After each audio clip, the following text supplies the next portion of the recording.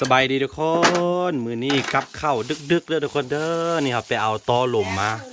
ไปมือวานมือซื้อนี่บ่ได้แล้วก็มื้อนี้ไปเอาอีกนี่เห็นบ่นี่คือตอหลุมหัวเสือของแท้เลยนี่ต้มสุกแล้วพี่น้องโอ้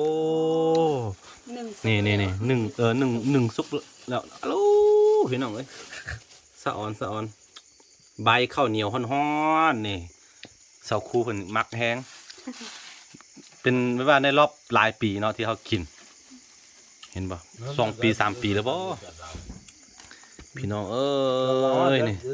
3 โป้มือนี่นะ3 โป้มือเขาไปเอามา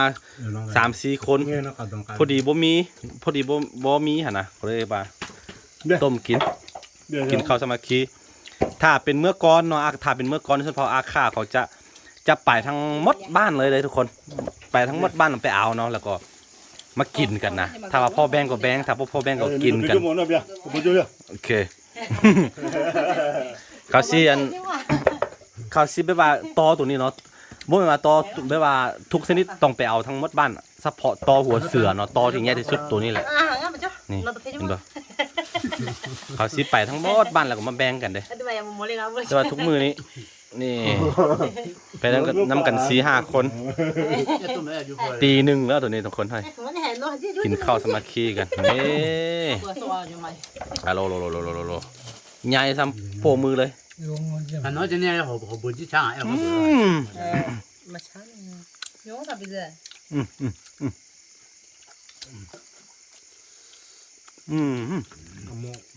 เด็กเยอะอ่ะหรอท้องเยอะอ่ะโยงอะไรของแท้รู้สนน้อยทุกคนนะอาจจะกระโดดจ้ะอีกถ้าน้ำแข็งแล้วพี่ตัวจะดมซะตัวพี่ลึกท้องเลยครับเธอก่อนไม่เห็นนะอีกสุดแล้วเดินมาแบบของลูกเลยเด็ดหมดเท้ามาเกือบมากินข้าวฮอบเด็กเลยพี่น้องเด้อคือให้รู้บ้างจะมองอ่ะ1 โมงละเมื่อกี้บอกว่าเวลาเนี่ย1 โมงตอน1 โมงคือเนาะเยอะละใช่ไหม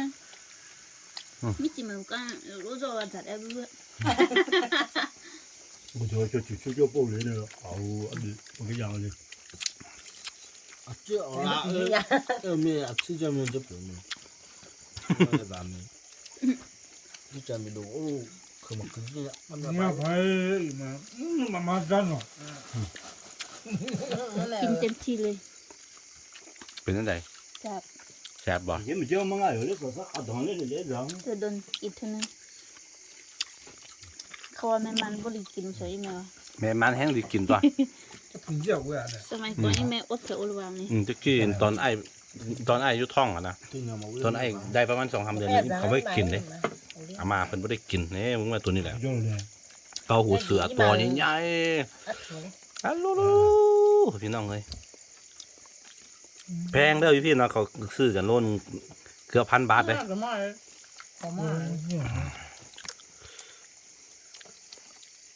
เก็บมาจ้องมาเลยไอ้เธอจ้าเถอะ那么些呢都叫我摸来知道吗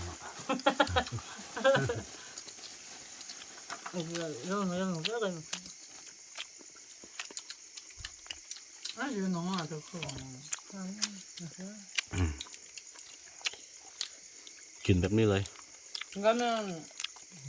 เขากินลายไม่ได้เป็นแพะเป็นพ่อแพะ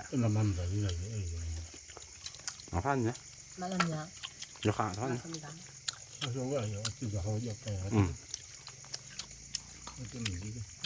这小啥的厉害呢？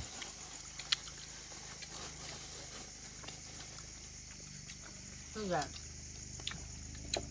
阿妈，你还没喂呢，这家人不就好？俺儿子还的。我看没，那大子他是咋的呢？